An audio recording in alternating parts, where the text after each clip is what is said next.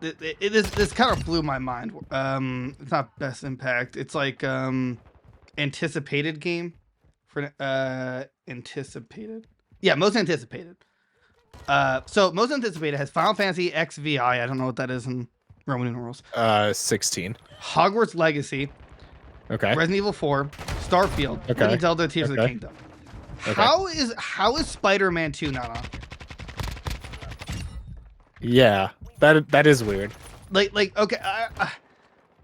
Honestly, I think out of all of these, Resident Evil 4. I mean, it is a remake, right? Yeah. I mean, I know it's a classic, but I don't know, man. I mean, I don't even have a PlayStation. I'm more hyped for Spider-Man 2 than Yeah. I think all of these. That's I just it's a weird list. I mean, the list makes sense, but right. like, I mean, Zelda's gonna win it, right? That's not even a. Oh yeah, yeah. Right. That's not like maybe Hogwarts is purely like Hogwarts might win it based on their fan base, like if it in terms of like the audience choice, but Tears of the Kingdom, it's like that's a no-brainer, you know. Right. If we go up from there, actually, we can just kind of work. Best multiplayer, Modern Warfare 2. No, good. I was gonna say I love this category for the last game in it. Yeah, oh yeah. So, Modern Warfare 2, Multiverses, Overwatch 2, Splatoon 3, Teenage Mutant Ninja Turtles: Shredder's Revenge. What? We kept saying at the beginning of the year. I wish I went back and watched it before we started, but we kept saying like this year's categories are gonna suck because nothing came out and everything got delayed. And there was just like a mishmash of just like nothing. And this like proves it right here. Like what? I think it's getting best multiplayer because no one expected it to get online multiplayer. Crossplay, right. Crossplay too. Right. It was like a perfect multiplayer system for a game that didn't need it at all. Right, exactly. So yeah, I'm gonna assume Splatoon 3 wins it. It's not that I agree with it. Right. Yeah, I guess I don't know. That one's like hard. I think it could either be Multiverses, Overwatch 2, or Splatoon. I don't think Call of Duty's gonna win it. I don't know. No, see, Call of Duty is actually really popular this year. Right. I mean, it sold the most ever. Yeah. It's like Splatoon 3, like it's huge in the West, right? Right. Oh wait, I'm sorry, the East. Yeah, East. Huge in the East. I don't think Overwatch 2 is gonna win it because like everyone's just been crapping on it in terms of like you know. But then Multiverses has a good shot, and I think Modern Warfare 2 actually it could probably win it just based on popularity. Right. No one cares about the racing category. Like, no. It's funny though because Ollie World is in that. Why is it sports/racing? What? They had to combine them because yeah, what? You can't nothing else. What? You know, all right. So like, if I'm what, like, best sports/racing goes to FIFA 23. Gran Turismo 7 is gonna be pissed off. Like what? I just lost to a sport game. What? Yeah, that's really dumb. weird. Don't really care about best sim/strategy, best family, Kirby Forgotten Land, Lego Star Wars Skywalker Saga, Mario Rabbids Sparks of Hope, Nintendo Switch Sports, Splatoon 3. I personally hope Nintendo Switch Sports wins. I was gonna say, yeah, that's kind of my pick there. I mean, as much as I love Lego Star Wars, but yeah, Switch Sports was just like overall better. Right. Yeah. You always go back to it, and it's really fun. Right. Best fighting game: DNF Duel, JoJo's, The King of Fighters, Multiverses, Sifu. I mean, Sifu's not a. It's like yes, it's a fighting game in terms of like the combat, but you know, but that's not what the category is. Right. Or so at least has never been. I'm gonna say Multiverses wins that. Right. Best role playing game: Elden Ring, Live a Live, Pokemon Legends, Triangle Strategy, Xenoblade 3. I gotta say Elden Ring, right? Like, I mean, on role playing purposes, definitely Elden Ring. Right. Game wise, though, like that's accessible to everybody. Arceus, right? Yeah, I'd say Arceus. Yeah, Arceus. Best action adventure: Plague Tale, God of War, Horizon Forbidden West, Stray, and Tunic. I ain't God of War, right? God of War. Yeah, that's just easy. Best action: Bayonetta 3, Call of Duty, Neon White, Sifu, Teenage Mutant Ninja Turtles. I like don't favor anything in that category. I think Neon White's gonna get it. I know there's like a huge fan base for it. It's like a massive cult following. I think it has a good shot. Good. It looked sweet. I wish I played it. Have you played Bayonetta 3? No, but I watched Donkey's review on it. Apparently like the story just like sucks. Yeah. Yeah. Best VR. I don't know any VR games. I'm not gonna go over that. Best mobile: Apex Legends Mobile, Diablo Immortal, Genshin Impact, Marvel Snap, Tower of Fantasy. Okay, never heard of Tower of Fantasy, but nope. Definitely not Diablo. Everybody hated that game. But everyone's still playing it. Like, it makes a stupid amount of money. Oh, the game's like fun as anything. Everybody just like hated on it for like it's terrible. Not understanding it's a mobile game. Oh, that's fair. That's right. That's fair. I think it's just Genshin Impact, honestly. Yeah, I can that see game's that. just like too big. Right, too big to fail. Right. Yeah. How is Fortnite on that list? What? Right. No, it's in the next one. The category that's literally just called Best Community Support. It's Fortnite. I don't. What is this category mean? Best community support? What is it like? It's like best ongoing game, without them saying that anymore for whatever reason. Then honestly, I would say No Man's Sky. Yeah. Like, they provide free content all the time. Oh no, best ongoing is a category up higher. So community support, like.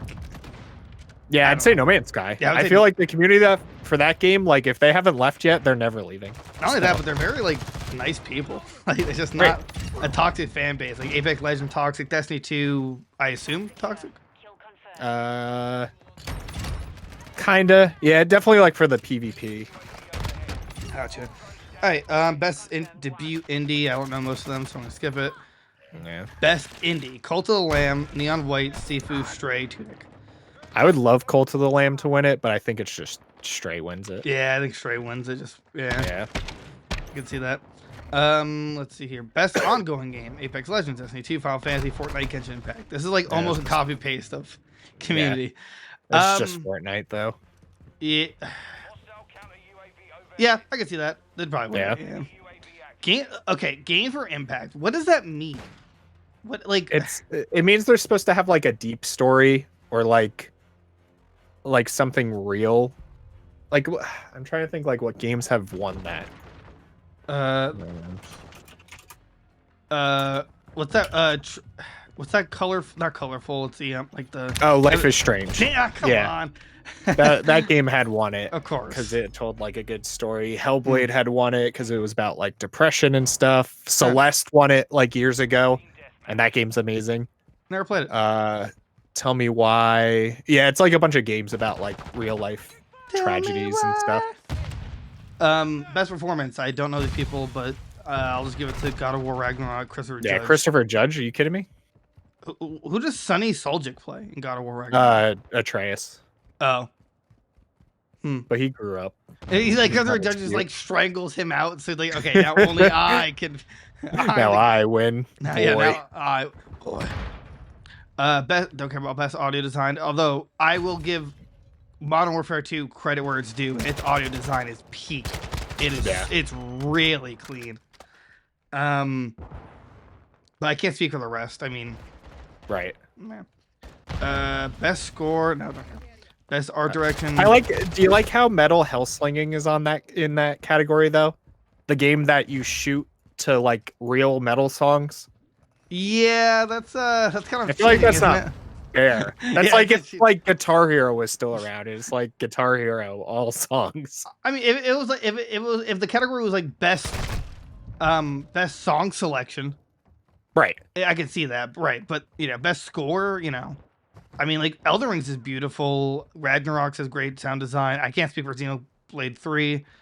Right. Art direction. I mean, that's just best graphics, basically. I feel like that category. Yeah, I was gonna say. I feel like that category shouldn't exist for AAA games. It should be more of like an indie thing. Yeah, I can see that. It's like we're just at realistic, and that's just like it's not best art direction. It's just realism.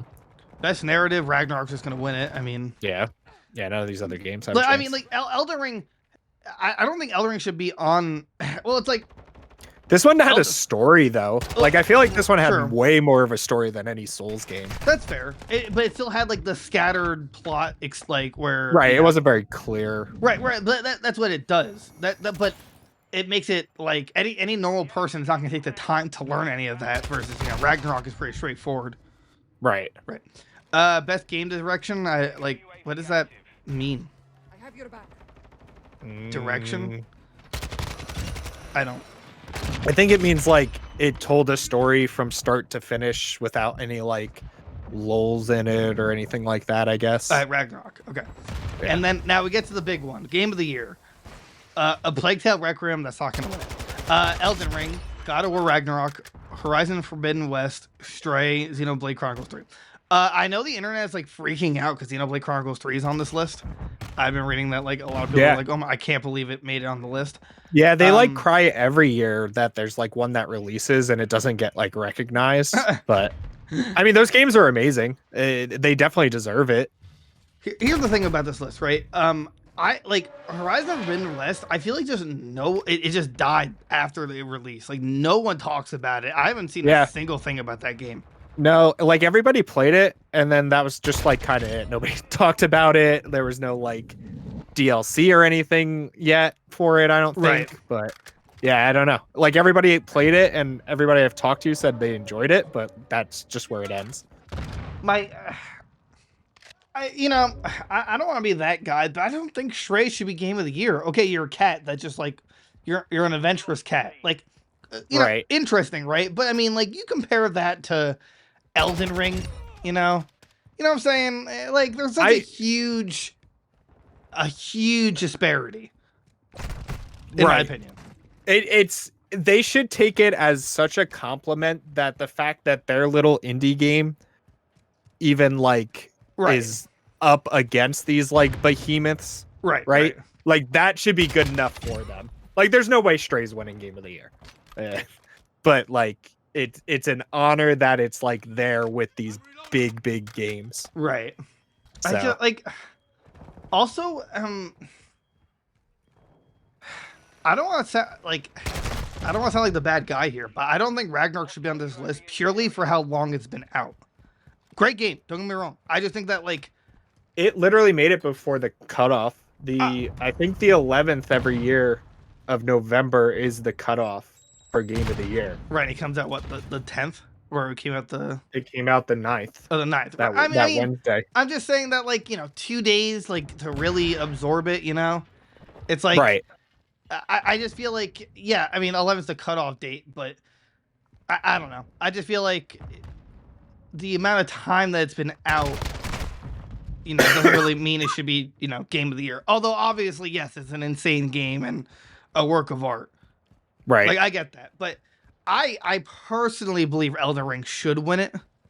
But I mean, I don't know. I feel like Ragnarok's just gonna win it.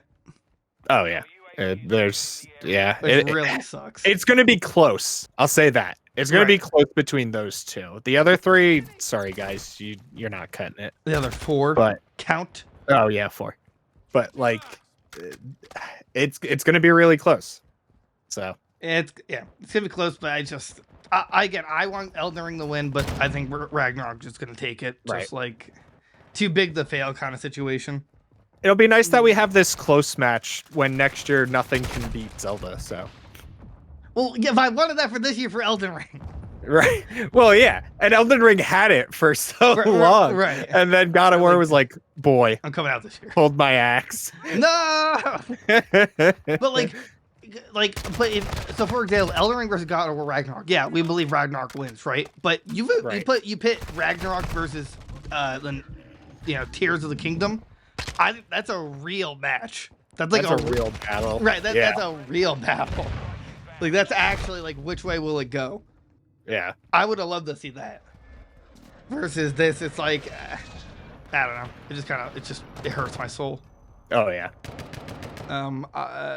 Although like again, nothing really came out this year for me to say, game of the year.